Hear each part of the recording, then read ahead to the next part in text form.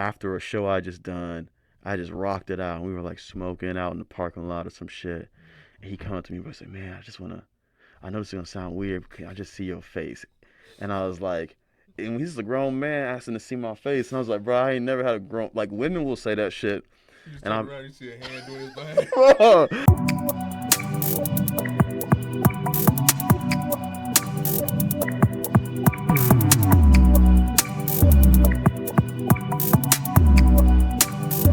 For one, I appreciate you coming through. It means a lot to me. yeah, yeah, It makes me tells me that I'm doing something right. yeah. You one of the top pods in the city for sure. So Appreciate when I do my press runs for anything, I'm gonna pull up.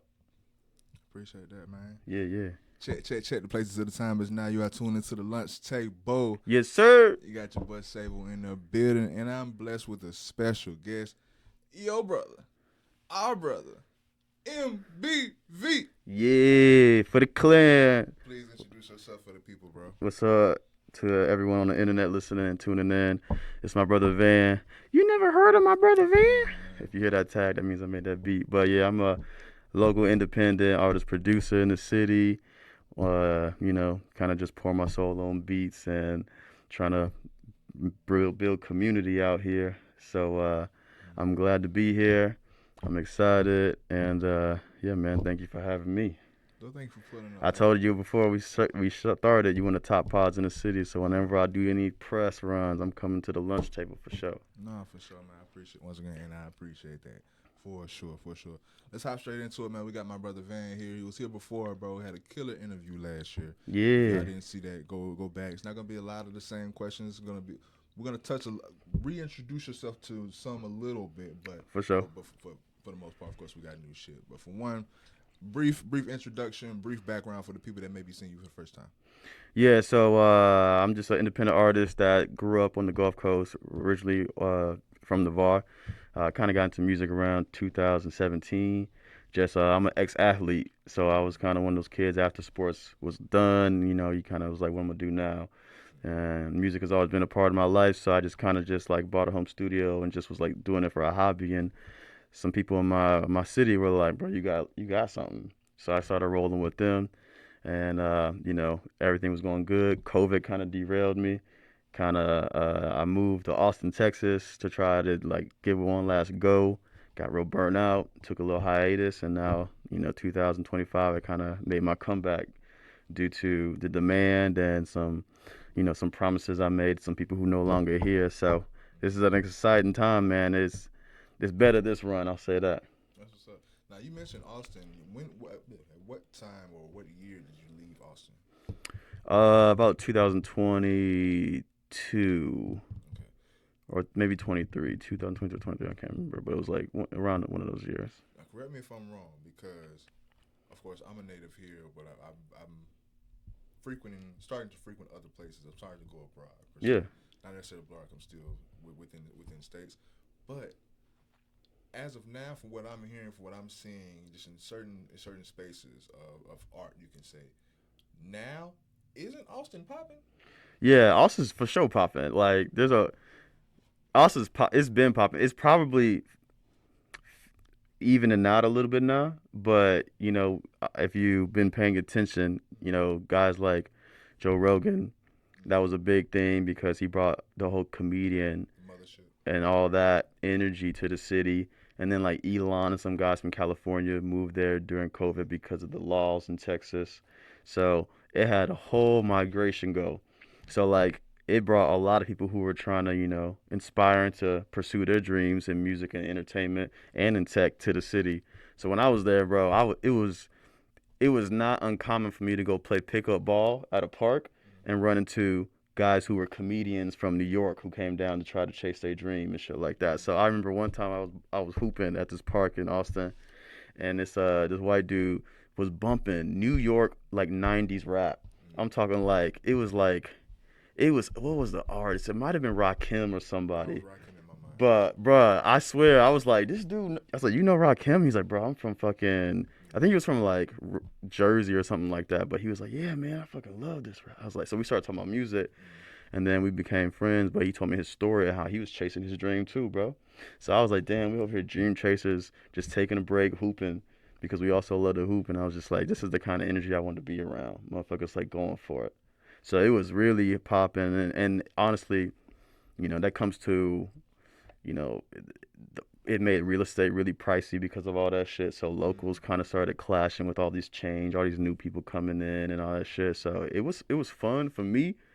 Met a lot of dope people out there. Shout out all my people in Austin, all my people in Houston. I met all my people in Dallas, Fort Worth. I met all my people in San Antonio, people in uh, what is it, Buda and Kyle, Texas, and Converse, Texas. Bro, I was on the move out there, bro. But I met a lot of dope people out there. So shout them out. It was a good time, man. I miss them, and I plan to go back this year too. I'm like, cause I'm moving around places. I'm doing my research on basically where I need to land, and I'm I love San Antonio. Yeah, yeah. I want to go to Houston.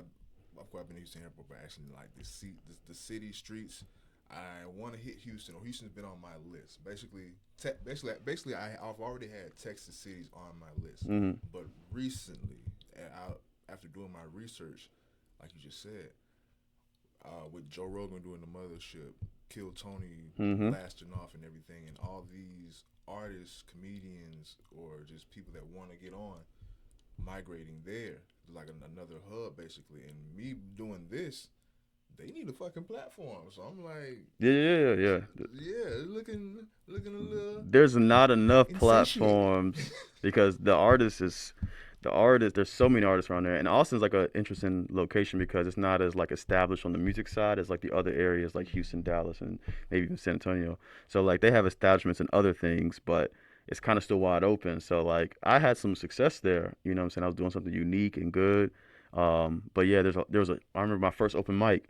I was like, bro, I need to go to open mic and get my name out there. Da, da, da. So I was like, I'm gonna go early to this open mic, and I was like 30 minutes or 40 minutes early, and I was like 20 to 30 people ahead of me, Mm. and I was like, yo, there's so many artists out here on a Thursday. You know what I'm saying? It was like a Thursday. I was like, damn, bro. So yeah, there's a lot of people and a lot of hungry artists, a lot of talented people in Austin. So yeah, I know they they need an interview, bro. for sure, man, for sure, bro. Yeah, man. So many. No, for sure. I didn't want to cut y'all, but okay. So I just wanted to ask that, and like I said, we don't want to harp on the past or shit that we already talked about too much. 'Cause we already talked about it. Hmm. Before we officially hop into my notes, I just want you to just set the base, man. What's new? New man. I'm over here trying to get reacclimated to the city, trying to put some dope new energy out here, and also trying to spread this message of unity. So, the new is, man, I just had one of the best runs I had in a long time. What was it, weekend before? I had a show at Betty's. Shout out Daisy and Betty's, man, for always opening the doors to artists like us. And then I had a show at the skate park, the Blake Doyle skate park, that Saturday. The next day, that was crazy, man. Me and my homie still we talking about that. We like it was such a. I always wanted to perform at a skate park ever since I was like a Can you kid. detail that? Huh? Can you detail that performance? How was it? Detail the skate park performance. I So wasn't there, so I'm trying to picture that shit. So I seen it happen one time. So apparently, like there is a way for people to perform at the skate park. Mm. You got to talk to the city. You got to get like approvals and all that stuff. So you have to go through all that. You can't just pop up and do that shit. But there are some punk bands who were breaking into there and doing some stuff there. That's like a big part of their scene. A lot of them are skateboarders. So fortunately enough, I'm part time with this shit. So I'm a real working class dude, got a real daytime gig.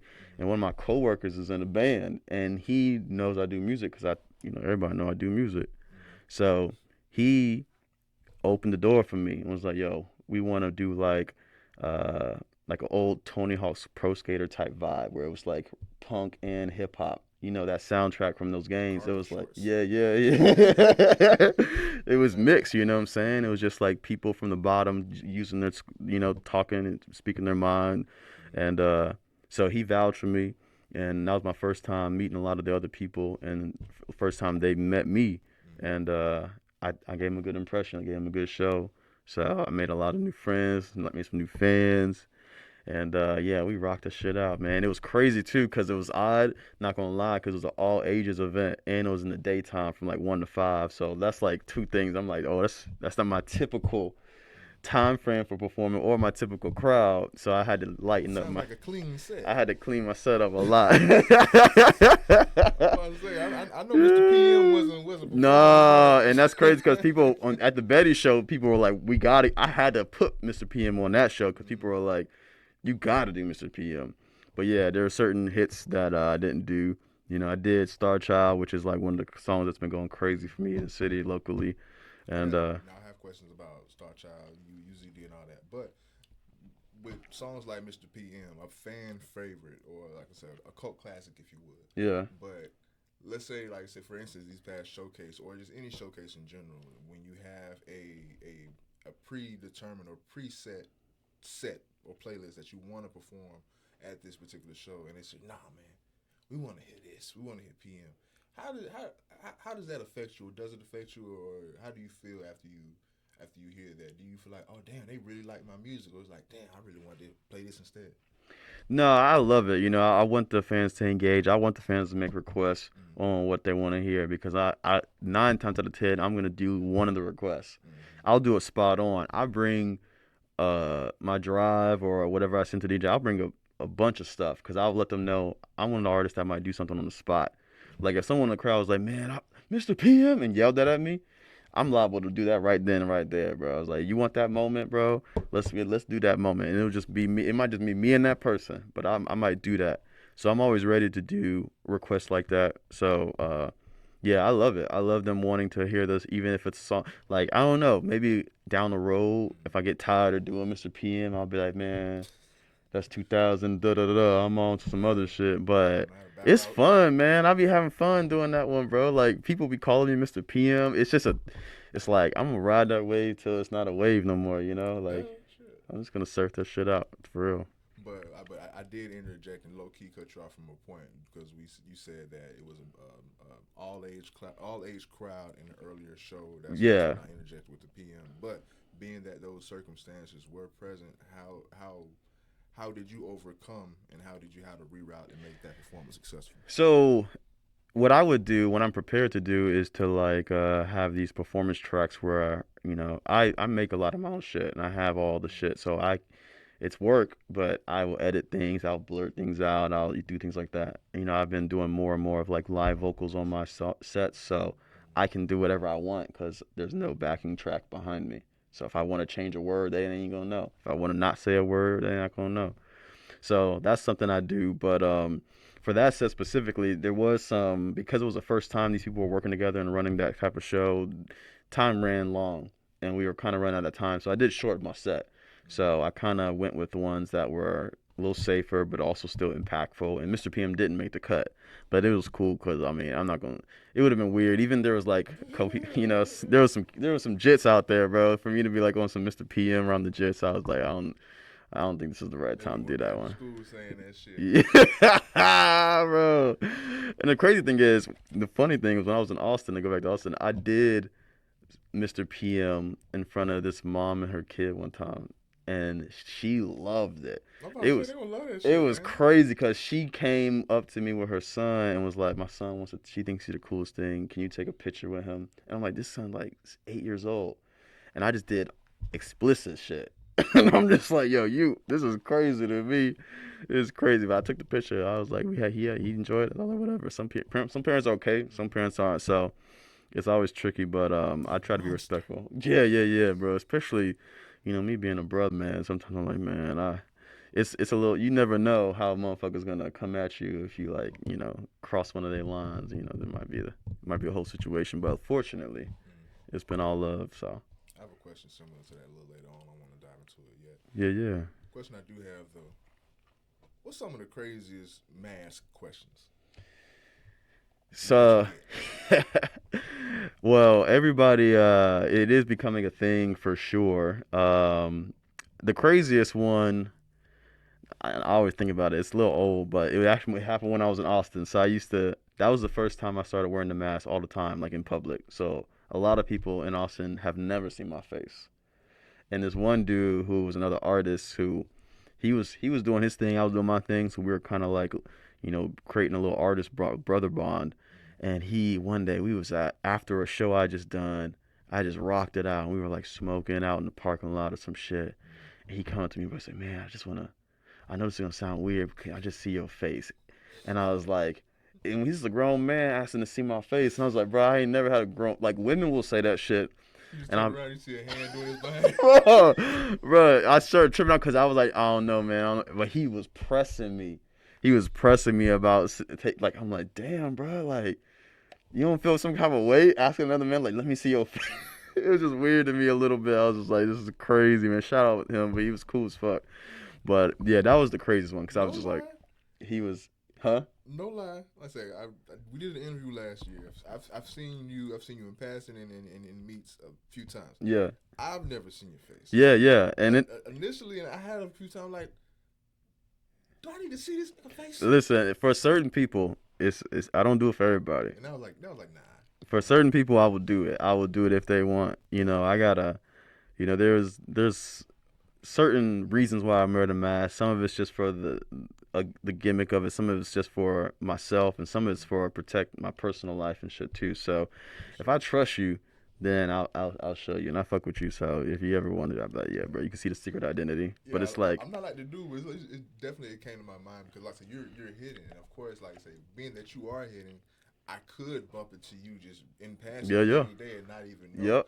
I wouldn't like that. That happened this weekend too. I went to the flea market, and it's one of the homegirls who I know who's a vendor was doing some shit there for the first time. Her and my homegirl, so I went to support them, and she had never seen me without my mask on, but I went without my mask on some civilian shit, and I said, and I went up to her. I was like, "Hey, what's going on?" I was like, "You know my brother Van, right?" And she was like, "Yeah, he's got some of my art in his studio." And I was like, "I'm him." She was like, "What?" And I was like, "Yeah." And she was like, "I've never seen you without your mask." I was like, "I know. That's why I did that shit." So yeah, that does happen still. There's definitely That's dope. most people don't, but um, when you asked me about what was new, Mm. after the skate park show, I have my hangs, which is another thing that's a very new energy that's been a part of my brother Van, where I kind of just have a lot of artists that I've been connecting with. We all just meet up. We've been doing it at like a secret location. Can't tell you where it's at, but we'll come and hang out, and really it's just like fellowshipping. And it's like we network, we collab a little bit, but there's spontaneous stuff happen. We throw on beats, motherfuckers just start rapping on them. People started singing at the last one. The vocalists in the group, people just have a good time. We eat together. It's like we building like a family. You know what I'm saying? So that's something I've been really proud that's happening because it's been growing every time. And I do like once a month on Sundays. So I'm trying to like think of some other things for us to do because I don't want to just be at this location. Like you might see us at the beach. You might see us at a local business.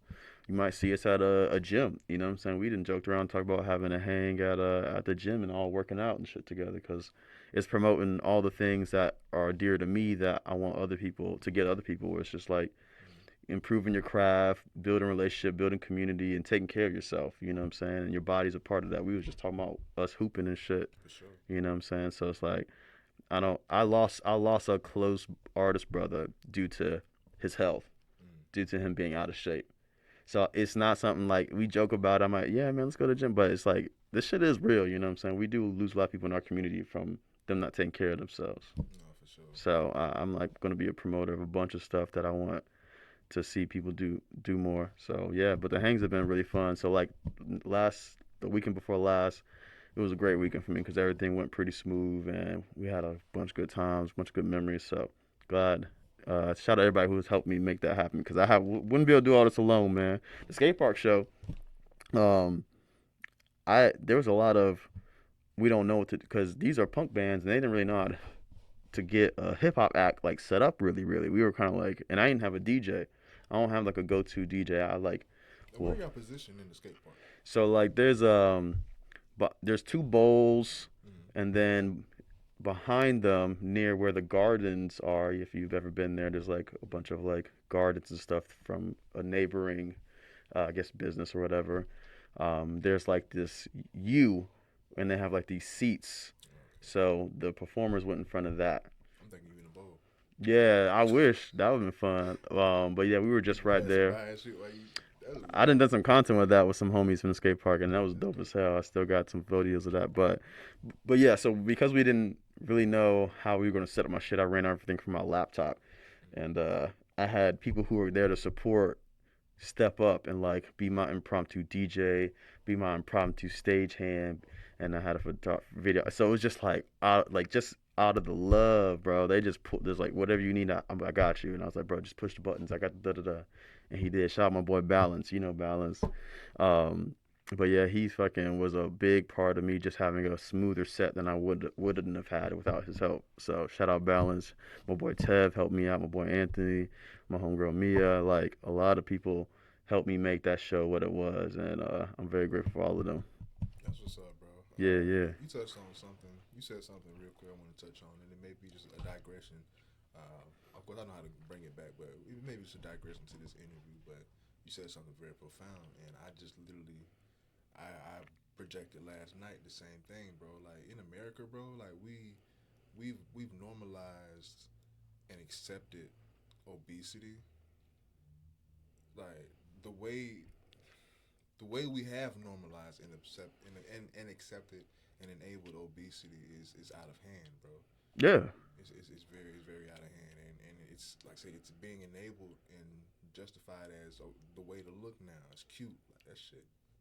Yeah, yeah, it's bro. My mom was a big lady, bro. I didn't seen it in my own home growing up, or what that did to her, her energy, her emotions, like the depression that came from it. There was a lot of negative things that came from that. She couldn't do certain things like that she wanted to do. You know what I'm saying? And then fast forward to present, like R.I.P. my boy Bam, but before he passed away, he helped me get back into music and shots his footage at my spot. And I remember I'll never forget like him breathing, Mm. like the way he was breathing. I was like, bruh, it sounds like so much struggle just from the breathing, bro. And I was like, I can't believe it's like getting doing that every day. I was like, man, that's gotta like I'm just like, man, if we can prevent our brothers and sisters from going through that, it's like we'll have them here a lot longer than than they would have been. Yeah, yeah, And it's a big thing that we need to really take a little serious too, because fortunate for me, I don't have to. I'm not at that point yet, but I don't want to lose anybody else to that shit. You know what I'm saying? I was really nervous about my mom when I was legit because I was just like, it affected a lot of us. Like she got like kind of like pushed out of the military because of her weight and shit. You know what I'm saying? Like it really impacted us in a negative way. So it's a real thing. It's a real thing, man. We need to that overeating, that stress it puts on you. Your heart, your joints, your back, your knees, bro. And people be young as hell with all that shit, bro. You be like, damn, bro, young as hell, young as hell with that shit. young as hell, and so and like and be accepting old, so young, bro, Yeah. and be so How content. you retired in your 20s from anything? I don't do that no more. I'm Not like, to blame convenience, but like convenience comes with advancement in my mind. But the way everything is so convenient now, it's like citizens of America feel like that's how things should be. Like, nah, these convenient things that we have and these luxuries that we have is not really the norm, but it's become the norm to where people really have no accountability over themselves anymore because they can just be comfortable. yeah, yeah. And we weren't designed to do some of the things that we're doing. Like, even like, as much as we sit down, that's not the way we were designed. Every time you like sit, I didn't worked in this corporate job where I saw people gain from just sitting 8 hours a day. It ain't good. That's why I go and do the hooping and do the soccer playing and do the working out, man. So I'm like to counteract all that shit, cause like that circulation, the weakening of your muscles, you know what I'm saying? It changes you. Your brain, you'll be like, oh, this is what we do. We just sit. All right, all right. We don't need no energy. We don't need it. I'm like, damn, bro, I ain't trying to live like that. I'm, Nah, facts for sure. Message to America, bro. Find some sort of activity. Of course, I'm no health nut, but like we have to live. We gotta live, bro. Like I said, we too young to be checking out like we are. You know what I'm saying? and on top of that, What's up? because what I'm trying to do is build shit. Mm-hmm. To build a nation, to rebuild a nation, to build anything takes energy. Motherfuckers don't got the energy to do the shit. When they see me doing what I'm doing, a lot of it's just because of the energy, and that's how I was in sports. It's like I'm not tall, I'm not the fastest doing the strongest, bro, but it was like a hustle. Like I played hard, and it's like the energy. You need energy to do anything. You can be the best athlete in the world, but if you don't have the energy to sustain performance for a long period of time, you won't have a career. Hard work beats talent. You know what I'm saying? So it's like you the energy alone to build. It's like, and that's what I'm trying to do. I'm like, bro, if I didn't have this energy, I couldn't do the things I was doing. I couldn't do 3 days of events in a weekend and then lock in and get back to it and do my day job and all that shit, bro. I'd be like, you know what I'm saying? So it's like, if you want to see anything happen in the world, you be the person to do it, and you got to take care of your body because you need your body to do anything for fun, for pleasure, or for work. You know what I'm saying? It's like it's crazy to me how people just let go of their body. That shit's sacred, man. No, facts, facts. But great segue with what you just said, bro. Mister, trying to get 1,000 real Yeah, fans. yeah, yeah. No bots allowed. When did that start? What's your progress? Cause I would have thought you passed that shit by now. Well, it might have. To me, even though I have success, there's still things I gotta improve on. You know, the business, the artist side of me, to inspire, which is my main goal. That's been doing well. You know what I'm saying? People really inspired, motivated, enjoying what I'm doing, valuing what I'm doing. But there's a business side of this shit too, where it's like converting that person who's really interested to like an actual like fan. Like, how do you do that? I'm still trying to figure out a process to have that happen consistently because I'm doing a lot, just like you doing a lot. So sometimes it's like I don't do all the things that because I'm focused on other things. But it's going, and this is a beautiful time because there's real interest locally right now. It's probably the highest interest locally that I've had ever in my career, where people are really tapping in. People are starting to tap in from it's starting to widen. Where you got Lower Alabama, you got there's some people in other countries in Canada and France that are like really starting to tap in too. So it's like there's real movement. But how do you like start to like track all that and like get them on like email lists and their information shit like that, so you can kind of like keep reaching out to them. That's where I'm still trying to like be more consistent at. So 1,000 fans was a number where it was like obtainable. And it's like if you can get 1,000 fans to spend like $40 on you in a year or $50, you know what I'm saying? Then you're like, oh, okay, you made 50, 40, 50K from 1,000 fans. And it's like, it seems obtainable. So I go, let me set this as a goal. And then if I get that goal, then, we'll go to the next goal. But I just wanted to replace my day job with this shit at this point. So if I get there, I'm feel like I won. Everything else is gravy. No, facts, facts. Going to your music though, bro. Let's speak on, of course, you're an artist, you're a producer as well, but being that you have, I would say those fucking superpowers, you're not limited, in my opinion, to one sound or one genre. And you take songs like Star Child, for instance. Yeah. It's not like your everyday. It's not a hip hop song. It's Yeah. not a hip hop song. I say, wait, it's. Some hybrid shit. You feel me? So, like, definitively, would you say you're a hybrid artist? What type of genre would you claim? Man, I don't know. I think like I'm super bad at labeling myself. Mm-hmm.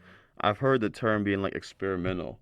It's like what a lot of people who are on the outside who've been around who have seen some of my catalog and shit. They said like, oh, he's like an experimental artist, and I feel like that's maybe a closer term because I'll just maybe do whatever I want to do in that moment. A lot of the stuff is rap. A lot of stuff's like alt rap, alt R&B, but some of it's probably poppy, some of it's probably punky, some of it's probably whatever, whatever. So I think if I had to pick a term, like I'll be experimental, but so I just pour my soul on music. So it's just that's just how I look at it. I don't look at it as like labels right now. Now, as far you in this space, of course, you're an artist, but you're an all-around content creator as well. So, in content creating, I think it's very important to throw everything at the wall to see what sticks for sure. Hmm. Um, Came across and see that you were doing the FTC interviews. Was that something temporary? What caused that? Was that just on some just wanting to vlog a particular space and time in life, or is that something that you have developed and cultivated and want to keep going? So like because I'm building community and I got like all this energy gravitating around me. I love people. I'm very interested in people. I fuck with the people. Like that is a real thing that's always in whether I'm doing music or not. So I have when I'm around people, we have real conversations. When we're in my studio, when we're at these shows, when we're at whatever, whatever. And I find out some of the most interesting and inspiring things when I hear their stories. And I was like, bro, if people knew how the things that people in their own community endured, they wouldn't need to look for inspiration from other people.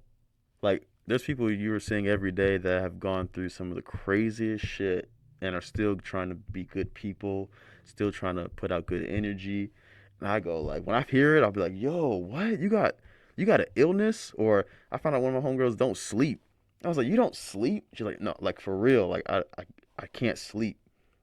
And I'm like, you're one of the nicest people, you're one of the most supportive people to the community, and you don't even sleep, bro. Most people would be so crazy and cranky. And I was just like, man, I'm over here. Like, it makes me go, I gotta keep going. I gotta endure the little shit that I gotta go because it could be worse. You know what I'm saying? So I'll just hear shit like that, and it makes me go, I want other people to hear how special these people are that they see every day because, like, they've had some of the craziest things happen to them and they've endured it. And I hope that motivates other people to endure the crazy shit that's going on in their life and also still be a good person. Just because you go through some bullshit don't mean you got to be an asshole. You know what I'm saying? Like, and there's examples of that. People just don't see them. But I want to, like, media stuff is a part of what I want to do because I want to help push narratives that I think should be pushed.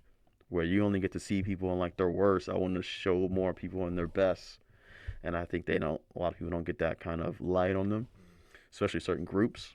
So that's kind of what I wanted to do. And then I got this little camera, and I was like, man, I could, if I can figure out to get the tools and figure out a little process to make it happen, yeah, I'm gonna start highlighting all these cool people I'm around me and letting people see them. And I put the interviews on the website so people can go check it in. And but yeah, I kind of just wanted to show something special that I think is special to the world, which is Plug. these people's stories. Great segue, bro. Would you mind plugging your website and your merch? Yeah, yeah, yeah. MyBrothaVan.com. Brother with an A, no ERs. You know what I'm saying? No hard R's, huh? No ERs. But MyBrothaVan.com. There's a regular page where you can see the music, the content, the beats of music, beats, merch. And then there's like a members only area where you can see like the exclusive stuff. It's kind of like a little Patreon thing, but it's free right now. So you can just sign up and check out some like the Star Child music video, the Brush Your Teeth music video, and then I'm putting the interviews on there. So it's like a little bit more longer form content there, but yeah, that's mybrothervan.com, and then there's a bunch of dope merch we got coming out. I just dropped some content on it to signify the release. I'm wearing some of it now. The FTC graphic is on a lot of it. I got some new versions of the My Brother Van logo, and then and yeah, I got like my, I do the cross fingers to symbolize the clan, which is just some togetherness shit. So there's a lot of dope stuff, man. I'm talking about from basketball shorts. If y'all some hoopers or some athletes, y'all want some stuff to work out in or some stuff that's just comfortable. There's a couple versions of some basketball shorts. We got sweats. We got crop tops for the ladies. We got hoodies, long tees. I even got some collared polo type stuff. So yeah, there's a lot of stuff. Shout out my boy Lo-Fi Boy who helped me with setting it up because there was some back end stuff that I kind of got put onto from him that really helped, and some drop sipping. And then if you go to my shows, I got some cool unique items there too that you can't get anywhere else, just not online. So some handpicked stuff that I've customized and tagged that you can get. So if you come to a show, you'll get some very affordable My Brother Van merch too. So you'll have to just check some of that shit out. Some leggings for the ladies and shit like that. Some really cool, interesting pieces. So yeah, I'm hitting the merch hard because that's a big part of being able to support independent artists. You know what I'm saying? So please tap into the merch, and if you're interested in anything, you can always DM me. And yeah, that's pretty much how I'm rocking that. So yeah, so that tying into 1,000 fans, because you mentioned is one thing just to have a list of followers. You know what I'm saying? How do you check those people that's actually fucking with you? But it in doing that for those people that are initially following you, just because they're following you, this is something I learned recently. Just because they're following your page or your content doesn't necessarily mean that you're now in their algorithm. Yeah, yeah. So how do you or how do you feel? How has it been? How hard is it for you to try to stay in people's algorithms? Because people are different, and like I said, you have different tastes and different demands, but you want to cultivate this clan. How hard is it trying to fit everyone's algorithm? It's hard because it's like a whole job. Hmm. You know what I'm saying? That's the biggest thing. It's like you really have to be like dedicated to this, and really, I don't want to just outsource that to someone else so I can focus on the music because that's the main thing. Hmm. But the way that I've been trying to manage is just kind of running my own ads and making sure like, it's expensive, but I just kind of like make sure there's stuff always getting in their face. So I have like several different campaigns running, and I also make a lot of content during my, when I'm dropping songs, when I'm not dropping songs. I have a lot of different types of content coming out, so that helps. And you wanted to make it good, and shout out to people who helped me make this content because they've helped me elevate it, so it's a little bit more interesting. And I think that's to retain people to still, pay attention to what I'm doing. But ultimately, as an artist, man, you just gotta. The music is the main thing. The main thing is the music. So you got to make sure you're making, really good songs, really good music, because that's what keeps people wanting to come back for real, for real.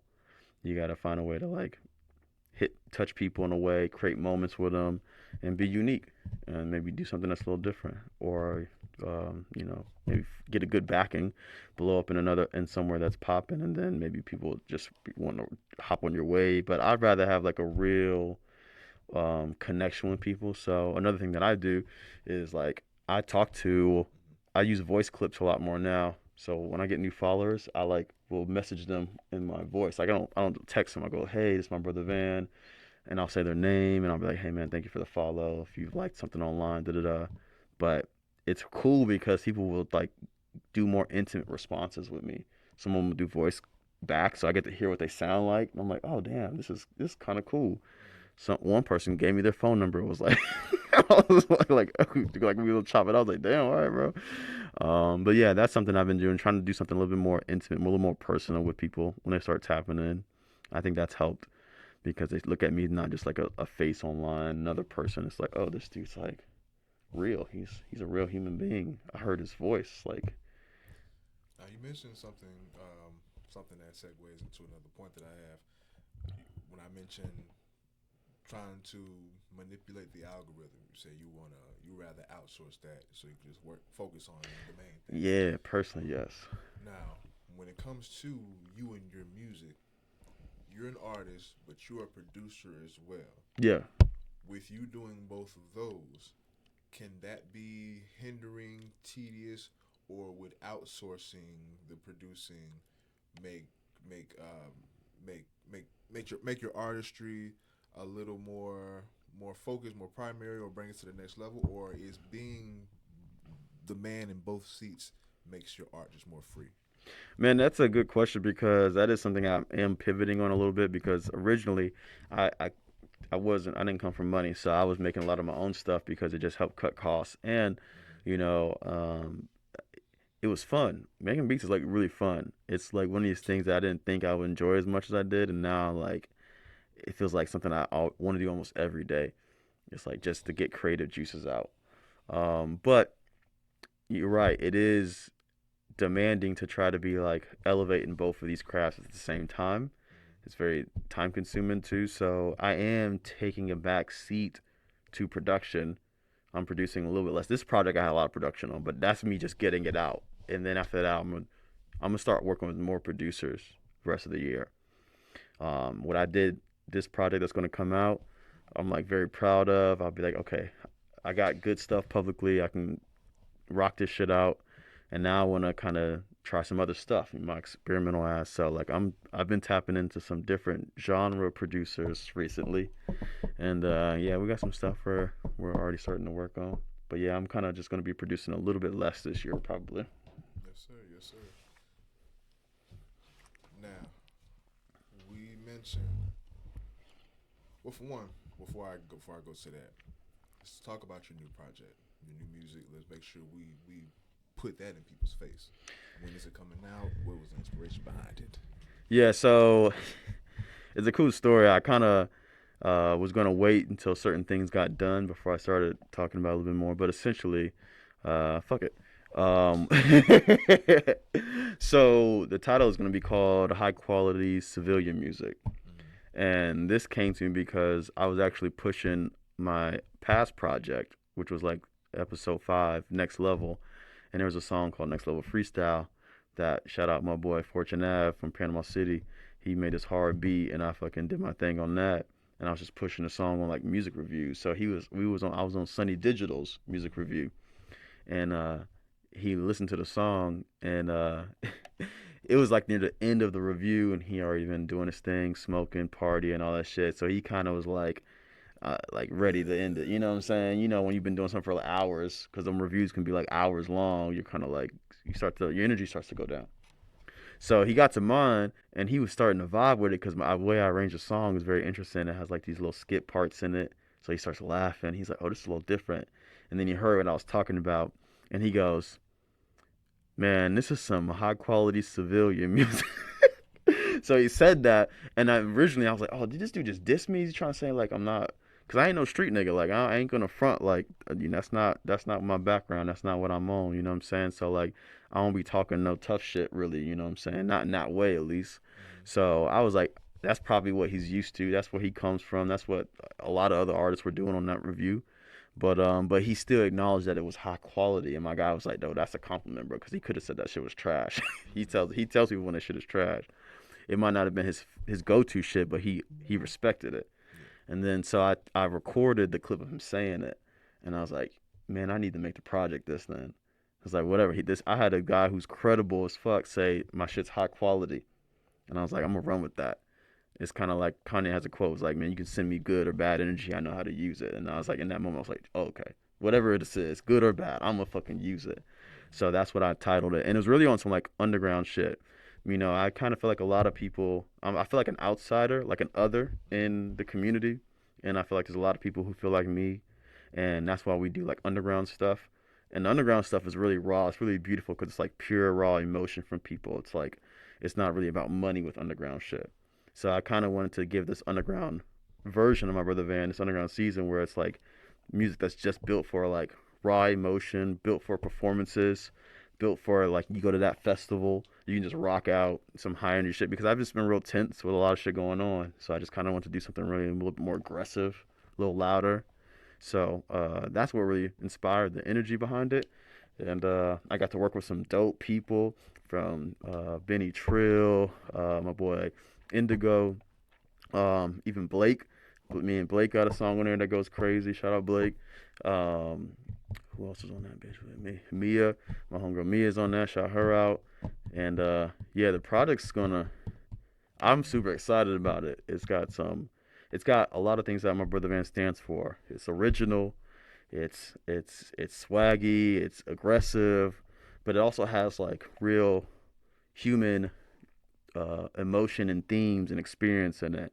There's also some things where I speak to the fans directly in the music. You know, there's a song called Head Up where I'm telling people to like pick your head up because as an ex-athlete, you ever been in a game where you were getting your ass kicked and some of your teammates were already giving up and you had to be that guy like, yo, the game ain't over. It's just halftime. Like, what the fuck y'all doing? Come on, pick your head up, bro. Game ain't over. Like, let's lock in. Who's that?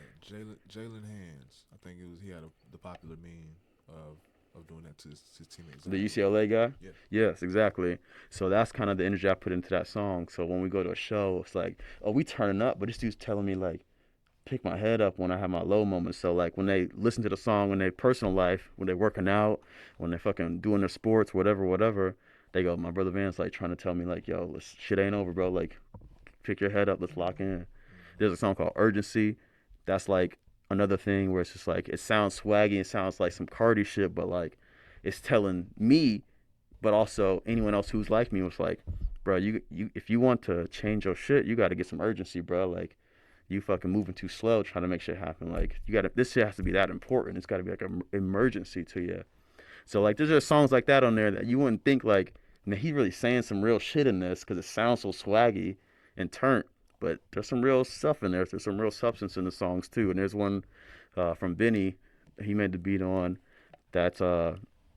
He talks about like gratitude because I I talk about how many times like I almost died and shit like that, and just reflecting about like, man, we could have I'm like grateful to just be alive type shit. Mm. So there's substance to it, even though it sounds real tough and sounds real swaggy, sounds so broken big. For sure. There's some substance in it, No, no, for sure, and it's bro. still fun too. Some fun shit in there. Nah, nah, for sure, for sure. Now, you being an artist, of course, you make all types of music. You make all type of music, but like say, there's message, but there's messages in most of your music. Hmm. Sometimes you actually drop gems. A lot of times, what I hear in songs like UZD, Mm. you, it seems like you're inspired sometimes by heartbreak and trauma. Yeah, man. Let's talk about UZD, man. What inspired that? So I used to hoop at the YMCA downtown. Shout out to people who know about this. We used to hoop up there all the time. And when you go to the Y, you got to park in the parking garage and get a little ticket to like get some hours to, be in that spot. And my license plate has UZD in it. So I was like, I never seen used spelled like that. And I was like, that's crazy to me. I was like, I don't know why I haven't. It seems like it's like you when you see it, it just makes sense. And then I started thinking about all the times I felt used in like society and in my personal life. And that's where it got me thinking about the lyrics. And then once the lyrics came, the melody came, and then I made the beat to it, and then it just came like that. And then, I've been sitting on a song for a little bit, but I wanted to do different versions of my songs. So this was like a good way for me to test out doing like a piano version of it because I was a big fan of like Frank Ocean, and he has a song called "We All Try" that this guy covers in a piano version, and I feel like it's like one of my favorite versions of anything. Yeah, I grew up on that video of him doing a piano cover to "Missing You" by Beyonce. You remember that shit? Yeah, I think I remember that. But yeah, it's just stuff like that where it's just like this dude looks like a gimmick. He looks like he's a swag guy, underground guy, and then he goes and does something really like musical with a song that has like real substance to it. Mm-hmm. I want to show people that I'm more than just like what they might perceive me as. So we went into the Blue Angels music store. Shout out my boy, what's his name? I think it was Bill. Mm-hmm. I think Mr. Bill. He let us pretty much do like an acapella version of my song at the store. So my boy Moonso, shout him out. Played the piano for me, and I'm not much of a singer, but I'm practicing, and it was crazy because I That's was all wearing the right, G. it's crazy because I was wearing the mask too, so I probably could have sounded better, but I wanted to keep it authentic to that, Nothing wrong and with that, bro. but yeah, so that was a real moment because working with some talent and then also getting okay from people in the community. Like a music store is usually filled with other artists, past like artists who are moved on, Mm-hmm. and like they understood. I feel like he knew like, man, these guys just want to be able to use this thing to make something with their art, and I was very grateful that he would, because I was like, man, I'm over here just a random dude, just like, hey man, can I come in your store and like playing piano and record some shit? Mm-hmm. And he was cool about it, man. And we cut up a little bit, but we got some real shit done. So "Use" was like a very impactful song that I was glad to put out there in that way. I did it at the PSL. We had a Black History. They had a Black History Month event that I got to be like a headliner on, and I did the song there too. And people really fucked with that energy because I feel like people feel used as well. You know what I'm saying? Used for labor, used for, what I'm saying, a whole types of things in society and in the personal life. You might be used for your money, used for your looks, used for your what you're blessed with. You know what I'm saying? So even as an athlete, there's athletes who feel used by their teams, by their organizations and shit like that, where it's like you're just a fucking, you're just a number, you're just that. But so we're more than that. So this song is really something that's like uh, universal. Now, in your opinion, because you're a black man, of course, Yeah, yeah, obviously, yeah. is representation important, or should people just worry about themselves? When I say representation, what I mean as far as the just the awareness that my actions can affect someone else's life that looks like me. Man, I think that's you have to have that, especially as a black man. I'm trying to be an example of a lot of things because I understand the power. Like, even when you're not trying to be an example, you're an example. People don't want to accept that because it makes that you have to be responsible, Mm. and people don't want that responsibility. But when you're young, I remember when I was young, my pops left, and I'm the oldest, so I didn't have like males to watch. So I watched a lot of people in my community, online and in real life, to see what to do, what not to do. Mm. So everybody was an example, whether they wanted to be one or not. A lot of people are watching, and to this day, we're still watching the people being like, "What's the moves we should make? Is this a good move? Is that just a good person? Yeah, are they hanging out with them? Okay." So it's like you can't avoid that. We're that's how we operate.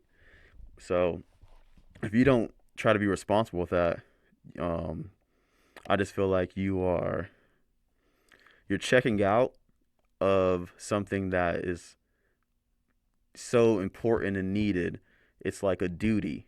It's like we're all supposed to be helping each other to improve the condition of our existence because we all need each other to to have this quality of life. You're not buying, you're not building. Most people aren't building their homes, they're not cooking their food, they're not making the cars, they're not making their phones. So it's like we rely on each other every day. How can you not like care, especially black people? We have a history of people sacrificing their whole lives for us. So it's like, Exactly. how you gonna like check out after you got all the benefits from someone else's like sacrifice? Yeah, I was in. This is in a recent group meeting, whatever. We just had that discussion, and that was my stance. And they were like, "Nah, the ascended minds. You can't represent people. You got to worry about yourself." And I'm like, "Man, nah, bro, because I've been the person on the other end where someone else's actions that looks like me affected how I was treated when I entered this establishment, and I knew that, Yeah, and so I take it upon myself to let people know that, hey, no, no, I'm civil, and I want to to just create a new narrative to people that look like me. I want to just derail that stereotype. and not to cut you off, No, but you good? I was done. that's one of the reasons why I still wear my dreads. Mm. My mom was like, "Don't wear dreads," because she was like, "You know how you gonna get treated." Because all the people who were portrayed badly in our community, a lot of them wearing dreads. Mm. And I'm in like corporate world around, she wants me to be like not looked at as a threat, or like stereotyped. So she's like, "You wearing the dreads?" And I specifically was like, "No, I'm gonna wear the dreads because I'm gonna help change this narrative, so people can see that you can look like this but still be a good person. You don't have to be, because it's just examples, man. There's Same. jits who are watching me and being like, oh, like just because you swag or you like to do have fun in these ways, don't mean you have to go to the extreme that some of these other examples are doing. It don't mean you have to be stupid. Yeah, I mean, That's what I and feel you can like. still have obtain those things, whether it's success monetarily or with women. You can still have all that stuff. You don't have to do what some of these people are doing to get these things. And you're also not even aware of what comes with doing those things until it's too late. And then you go, damn, I wish I wouldn't went down this road. Like, it's like J. Cole said, like, you came a long way, but you went the wrong way. It's like a lot of people are going the wrong way trying to get to these shit. I'm like, like they just following examples, bro. So yeah, I'm trying to be a good example, but still be like, I'm just like y'all. You know what I'm saying? Like, don't think if I changed my, if I'm in a around different people or in a different environment, that this can't be you too. Just like y'all, just like everybody else, man. No better, no worse. That's what's up, bro. To you, I'm gonna need you to rank these three things as far as importance in your subjective life: Okay. love, respect, loyalty. Rank them. Respect's probably the first one, Mm-hmm. and then I would say, oh no, I think love's probably gonna be number two, and then loyalty. Sometimes the loyalty thing worries me sometimes. Love does too, but loyalty worries me more because I feel like people get a little blind with it, and they don't. Um, they start changing their principles or not enforcing or keeping up with their morals and principles because of loyalty. It's like they feel so loyal to somebody that they will support things that are actually against their morals and principles because they're loyal. And they will feel guilty for standing on their principles, because they're like, oh, I'm supposed to be loyal. And I feel like the loyalty word has to be kind of, it's a little bit more nuanced. It's not like this blanket, oh, you just got to be loyal all times with everything. That person does some fucked up shit. You got to be loyal. Okay, what does that mean though? Like, do I join in on it? Do I approve of it? Do I not say, hey, you're doing some fucked up shit? Do I not help them correct? Like, it's just like, so I'm still kind of weird. I think the way that it's portrayed is like, it's, they go too far on the spectrum with it. Um, you know what I'm saying? There's certain things where you can love someone and still, and be loyal to someone and still not feel like, I don't know, like if my brother was like a very bad person and he was hurting people in the community, I'd be like, he needs to go away and like learn and change his ways before, what I'm saying, I'm over here like free him type shit. Cause I'm like, you're hurting people, bro. You're doing evil acts. Like, I can't be loyal to evil. You know what I'm saying? I'm loyal to you, but I'm not loyal to what you're doing. So you got to at least kind of have like a little bit of like separation. Like, I love him, I'm loyal to him, but like I don't support some of the things he's doing type shit. And if you don't say that part, that you don't support some of the things, then I feel like you set a bad example for everyone else. Where they're like, oh, he's doing bad shit, but it's okay. It's like, it's not okay to do bad shit. What has been your greatest show since the last time we talked? Probably.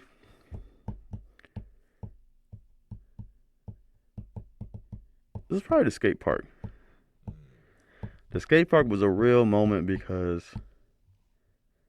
it was like there's so much my brother Van in it, and even though I had to cut it short, as an artist, I felt like I did exactly what I should do. I gave people a good show. I did it in a way that was very unique that they can't get from someone else. I also did songs like Used and Shame that are a little bit more politically conscious or social conscious and talked about topics that we're all fielding, which is like, fuck the ICE, fuck this war type shit, fuck these elites who, this Epstein class type shit. It's like, I did that in the public when a lot of other artists aren't really doing that. So I was very proud of myself that I was like true to who I am as a person, what I feel. And, um, I think the people really felt it. And after the show, a lot of people connected and confirmed that. So, and just doing it in the skate park, it was a good ass time. It was a good ass time, man. So I'm still geeked about it. Still geeked about it. Nah, that's what's up, bro. That's what's up. You mentioned something that's in my notes. I was wondering when I wanted to just bring it out, or if we would have a segue. Trump. Hmm. What you got to say about this war that we're in, and do you think that it's a distraction from the Epstein files? Yeah, I think that's definitely one of the things it is. One of the things. I'm very, very disappointed, frustrated, and angered, and honestly, I'm very extremely pissed about how, because he wasn't someone I was supporting in the beginning, right? But I have people who do, and people who really trusted that he would help correct some of the things in the country and make it a better, more unified place. And they have every right to do that, you know. But when I saw him like play them, I was like, oh, you ain't shit. If you're gonna, like, he shit on his own base. Oh, I'm not for no new wars. Psych. Oh, I'm trying to lower prices. Psych. And then like, oh, I'm not in the Epstein shit. That's not psych. And then when people try to like keep talking about it and get more info, he's just like, it's like he hustled them. And then he talked so much Stop. shit about he talked so much shit about the people who were like supporting him that I was like, I can't stand that energy in anybody. You're gonna talk down on the people who ride for you. It's like that shit is that shit's gross to me, bro. That shit's like infuriating. And as a man, how you sit there with like just like a comfortableness and a cockiness, like you can't be touched. And I was like, bro, this is this is some evil shit. This is some evil energy where you're like, you feel so disconnected from the people that elected you that you don't give a fuck. You don't give a fuck about them no more. You got your what you wanted. You making hella money in this position, which is like another thing. Oh, he's fucking rich. He don't need the money. And like, bro, that dude has fucking made more money in these last couple years than fucking he's made in like the last 20 years, bro. Just using the whole thing. And the way that this foreign government has all this influence on him and how people are like giving him all this fucking money.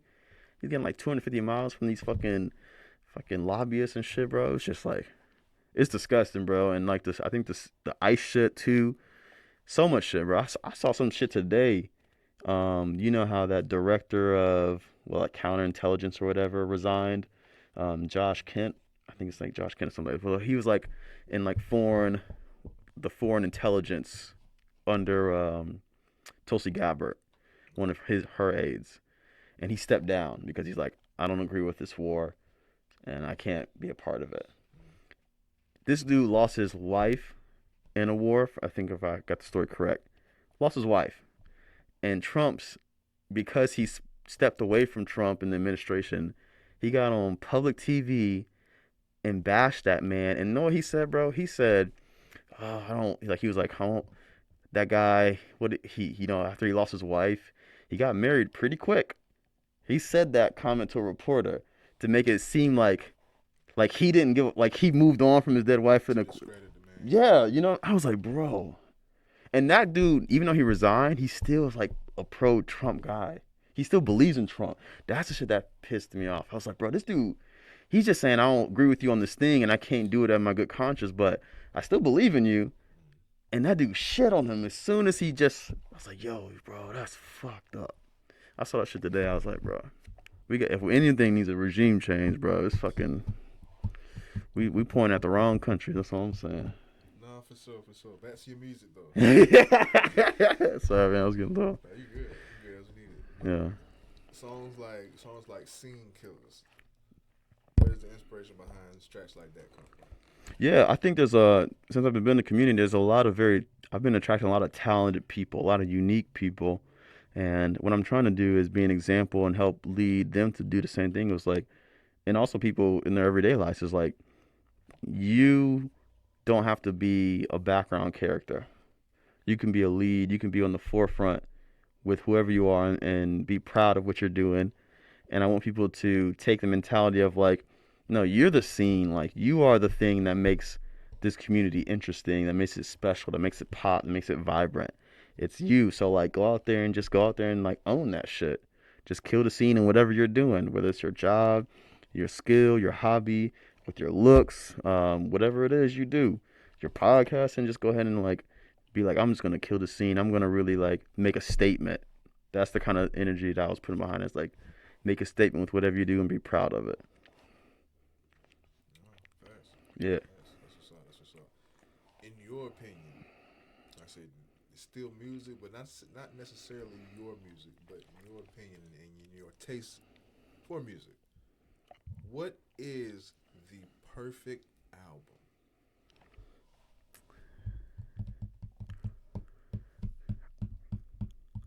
Perfect album. The perfect album, in your opinion, one that you can play from start to finish on any day. You recommend to anybody. I have one that jumped, but I'm trying to think if this other one competes with it.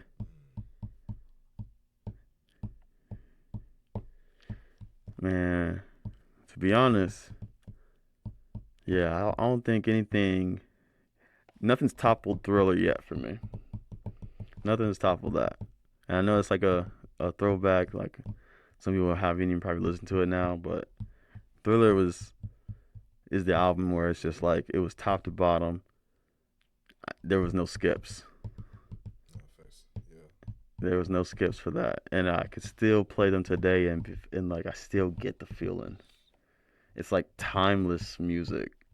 That's a good one. There's other ones that I like, but yeah, that Thriller album's it's in a class of its own for me. That's a good one. That's a great one. That's one of the best answers you can give. Not for nothing, bro. I just digress, bro. You remember a couple years ago when Apple did the ranking for the 100 albums? I did not. What did they rank? Well, Thriller ranked number two. Number two. It was like a Beatles number one. No, What was it like? Something like Elvis or some shit? No, Oh damn. colder. What? You're getting colder. I'm getting colder. So is he newer? Nah, blacker. Blacker? They have one album. Really? Lauryn Hill. Oh. The Miseducation of Lauryn Hill. They ranked that number one Okay. over Thriller. That's I interesting. love Lauryn Yeah, Hill. yeah, yeah. I It is there's not the number one album of all I time. that's interesting. It listen, Yeah, there's that thing is one of my top 10 favorite songs all time. yeah. Zion is one of my Powerful, favorite songs all time. powerful. But yeah, no disrespect to That Lauren. album's top 20 to me. Yeah, it's up Oh there. yeah. But I'm shocked. I'm shocked. I'm shocked. No, facts. Hey, shit. This is recorded. I'm gonna pull this up so you just know I'm not motherfucking Yeah, bullshitting yeah. your Nah, ass. that's Yes. sometimes, man. I think people try to play politics with shit. I think they're trying to pander to black people. Yeah, specifically the black woman too, man. Mm-hmm. Black women be targeted, man. Black women, y'all gotta be careful, cause not everybody who's like hyping y'all up is really got y'all's best intentions. Is it? For real, for real. Okay, the Beatles. Okay, Purple Rain. Okay, yeah, yeah. That seems a little. That's interesting. Out because I love Lauryn when you Hill. see these lists, it's usually the Yeah, same, like cliche as hell. the same kind of things in there. So like, I don't think I've ever seen Lauren in the top five in a list. Hey, Apple's one. Yeah. So that's interesting. Apple said the Miseducation of Lauryn Hill is the greatest album of all time. I'm like, do y'all? I wonder if they be like, I never. I'm not trying to be mean, but I'm like, it's rare that I've It's top had 20. people play that shit.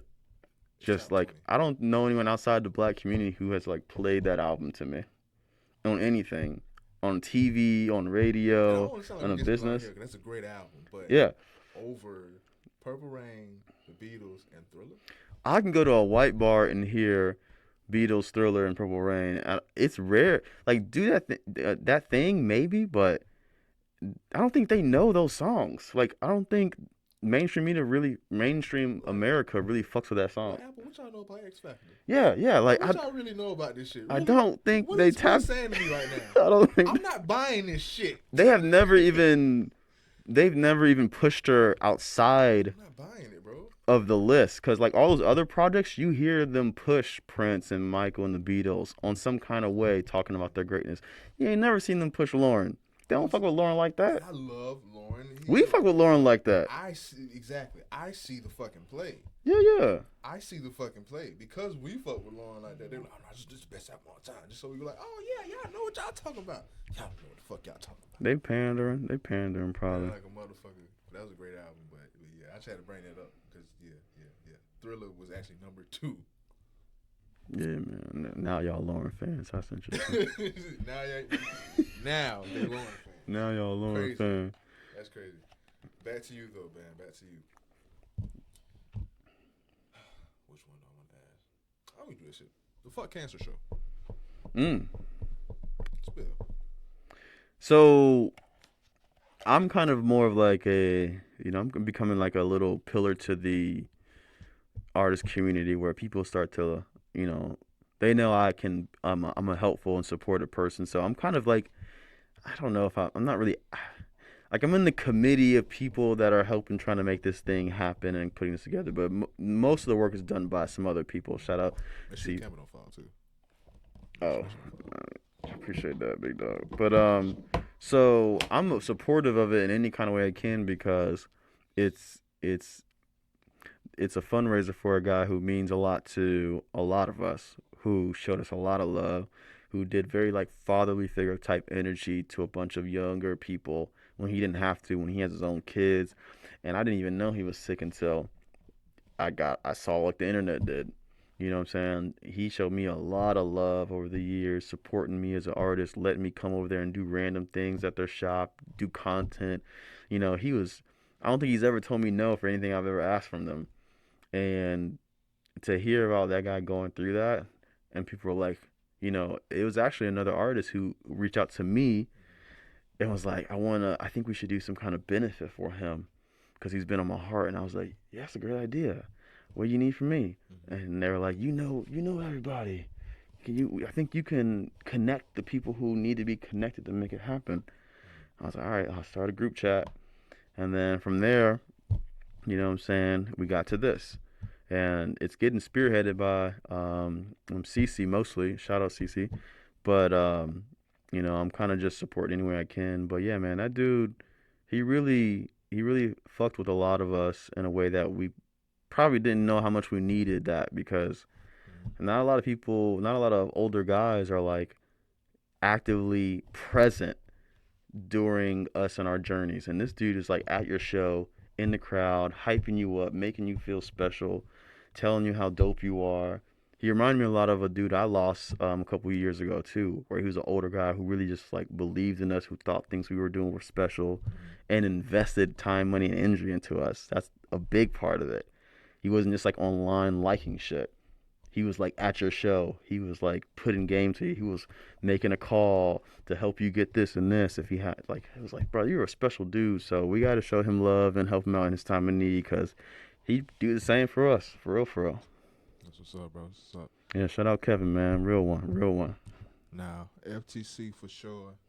Speak about the clan, man. Let's actually highlight, emphasize, and shout out the clan, bro. Like, where did that originate, cultivate? What does it mean to you? And if you want to shout out the members.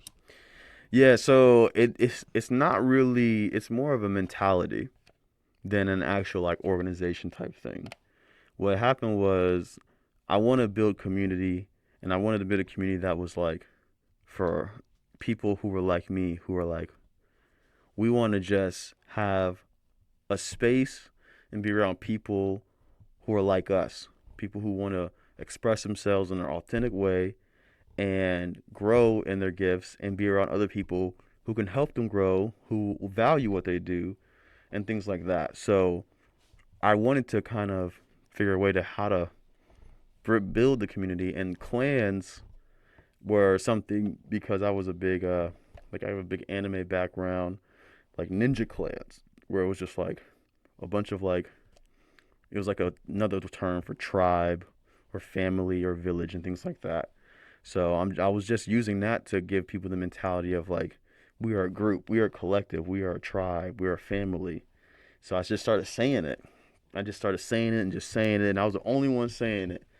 And I was like, they'll get it or they won't, but I'm just gonna. This is the energy I'm gonna put out there. And then I started working with some local artists, Hayes the Poet, Lyric, Benny Trill, Enigma, and some others, and we did a show together. And then I was saying it so much around them before the show and during the show that they just started saying it too, because they started understanding like what I was trying to put out there was like we're together, togetherness. So it grew from that to more and more people starting to like start saying it and should rep it and shit like that. And then I was like, that made me do the clan hangs, which is a crazy term, you know what I'm saying? Because we live in the South and the Ku Klux Klan and all that shit, like they kind of tabooed this word, but that word was a positive thing before they fucked it up. Mm-hmm. And I'm gonna take that shit back. So it's like I'm gonna destigmatize this thing and make it about love and unity. So when I say I'm at a clan hang, yeah, it sounds like a fucking rally type shit, but but no, it's really just artists showing each other love, supporting each other, and fellowshipping. And through this connection, we find out people who we might be working with in the future, learning from, or just being like, you know, inspired and like helping encourage other artists. Like we're all kind of doing something similar, expressing ourselves through some passion or gift that we have. So being around people who are like you makes you feel more like an artist than ever. It's like you're like, damn, I'm around, and the talent also pushes people too. Mm-hmm. People go around, oh, there's some real talent in here. Like you get motivated, and they motivated me. Everything that people are getting in the clan, I've gotten from them, and I started wanting other people to feel what I was feeling. So I'm just giving back what people are giving me. They don't maybe understand that or see that all the time, but like, bro, fuck the numbers and opportunities. Like, there's people who people don't even know about who I go, bro. You got something special. I want you to know that. I want other people to know that. So when I have my hangs, I will introduce people like my boy Mantra and Mo, who lives in Lower Alabama. He's like out of Daphne, Mobile area. He came and I was like, bro, you got one of my favorite songs I heard. This song called Vaughn, and he just goes crazy, bro. He just be snapping on shit. Known him for a long time, and he got back into music recently, and so he came to a hang, and I was like, bro, everybody in the studio, y'all gotta stop what y'all doing, and y'all gotta listen to this song, so y'all know who this is and why he's here. Put that shit on, went crazy. Everybody's like, damn. And he's on my show. And that's why, because he's a dope artist. He has all the things that I love about an artist, which is authenticity. He performs well. Like, he's a great performer. So I was like, this is the type of people I want to see, because you can't just be a studio artist nowadays. Everyone's a studio artist. Everyone can sound good in the studio. The live show is so important to what we're doing that I'm going to make people see, like, damn, this is the level. What fuck your numbers and your clout and all that shit. Like, this is the performance level. That's what I'm bringing to the community, and that's what like the show in April is about. It's about regional performers who are underground, who might not be known, but are talented, who are passionate, who are consistent, and their live performances are unique. And I can't wait to the community to see it. Plug that show one more time. Yeah, so it's going to be April 17th at Betty's on Belmont. It's on Friday, $10 show, so making it affordable. We might have some promo codes coming out soon, so tap into my Instagram so you can get those promo codes. But yeah, it's about 2.5 weeks away, 3 weeks away. It's gonna be a good time, and we got myself, we got Mantra, we got Brax from Louisiana, we got my boy Jops out of Crestview, and we got my boy Cheek T1000 out of Fort Walton. So we're all gonna be on the lineup, and my boy Air Function holding down DJing for the night. We got my boy Birds doing production, and we got a couple other people helping out. CC hosting. It's gonna be a real family affair, man. It's gonna go crazy too. I can't wait, because everybody's gonna add like a very unique element to it, and it's gonna be a good time, man. Y'all gotta come out, check it out.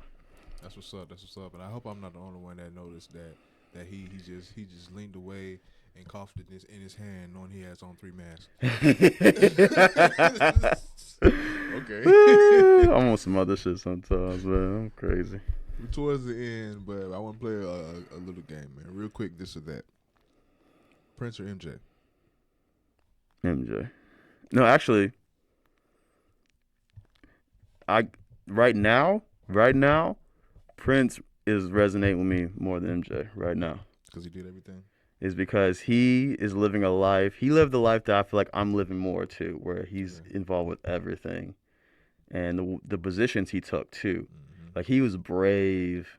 He did some stuff where it's like, you a real rebel, bro. Mike did some stuff too, but yeah, Prince has that rebel energy that's the big part of MyBrothaVan. That's what's up. That's what's up. Pizza or wings? Pizza, and I love wings too. Wings is like number 2, but man, pizza's been number 1 since the lunchroom, since the lunch table. Those square and rectangle pizzas, man. Yeah. I've been hooked ever since. No, for sure. Lupe Fiasco or Kid Cudi?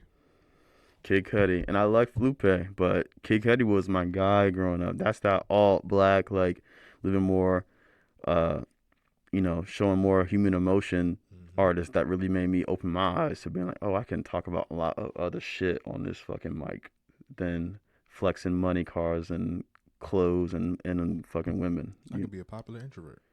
Yes. Yeah. Wine or whiskey?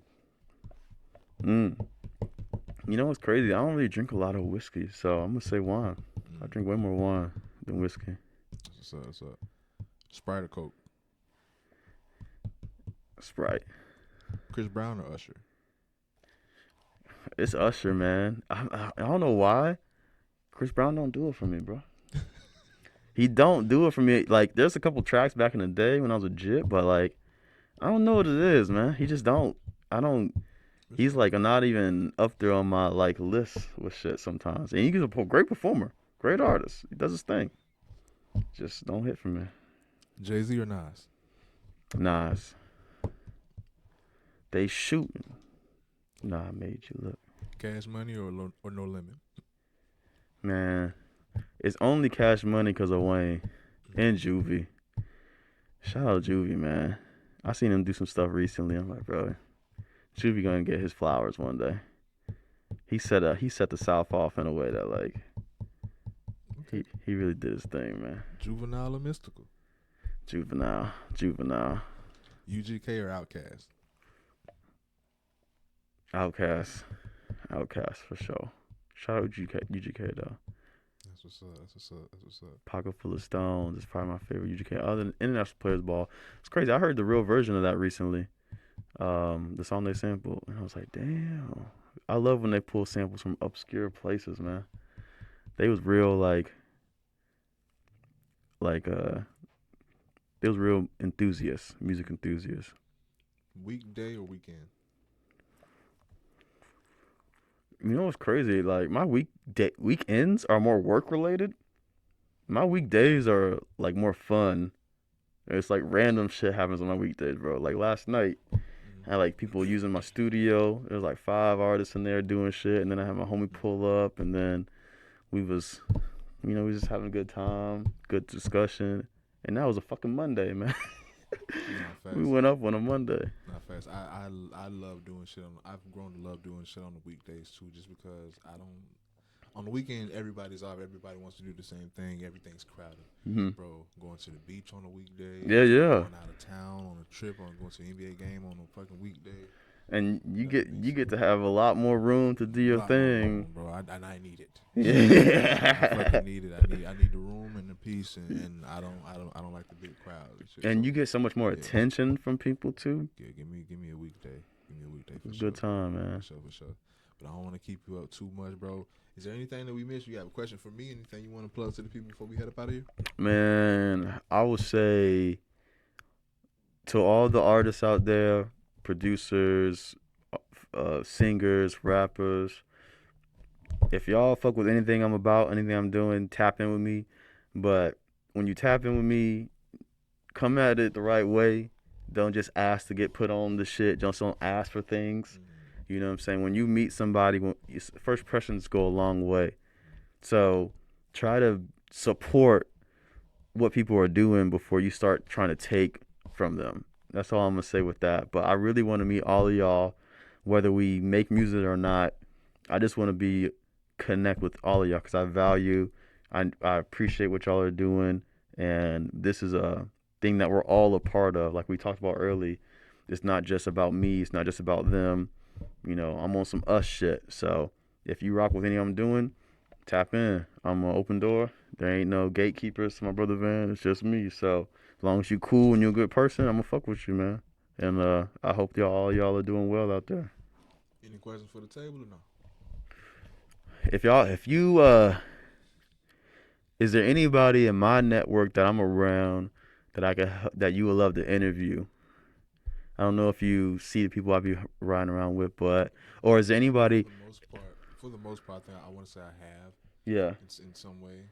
I know, I know. I think there's a couple people I'm gonna send your way, bro. Definitely, I would like to say the table is open for any and everyone that Yeah, wants some highlight. I wanna do two. I'm gonna try to recommend two people here. One of them is like my boy DJ Salt. He's a very interesting guy. He's like, So yeah, you yeah, know him? no salt. Okay, okay. Everybody knows Salt who's from Pensacola, and I'll be like, I'll be thinking, oh, I'm the only Salt's person. welcome. Salt's definitely welcome. I'll I be know. feeling like I'm the only person who's tapped in with him because I recently Nah, just started tapping in with him. But I told my people about him. He's like, oh yeah, I know Salt. Oh yeah. I'm like, oh bro, you. he's a I for native. yeah, yeah. So, but and then some people in the other genres, man. Like I know like the these people you're tapped into a lot of the people, but I feel like this platform, I want to help connect it to some of the other people in the other genres and other spaces too, because they don't get this shit. This is a very cool thing that our community gets, where it's like we get to have an hour long of talking, people getting to know us. Those other communities, they don't got these kind of platforms for their artists and their DJs and their singers. You know what I'm saying? I'm like, man, I we're got gonna you. we gonna fuck with them. We're gonna be allies to them. You know what I'm saying? So Yeah, that's definitely. a bridge I want to connect, and I'm probably send a couple people your way for sure. That's what's up. That's what's up. Like that's really the whole objective of the network that is the Lunch Table 854. Like I said, I have more than under the network. Of course, I have a podcast. I have a few podcasts, but the network is and that's what it is. and the Collective Network, the channel, Mm-hmm. all types of things. Everyone's welcome because I want everyone to watch. Yeah, man, and I think that you're in the right spot to do that because there's a lot of opportunity out here. So I'm glad you're out here doing your thing, and hopefully I can help you build as well as you've been helping me build, man. Help me reach new audiences. So thank you, really appreciate it, man. And the clan appreciates it too, man. Yes, sir. Yes, sir. Places till the time is now. Another bang ass episode. Yes, sir. Signing out one more time to let people know who you are. Yo, it's my brother Van, MBV.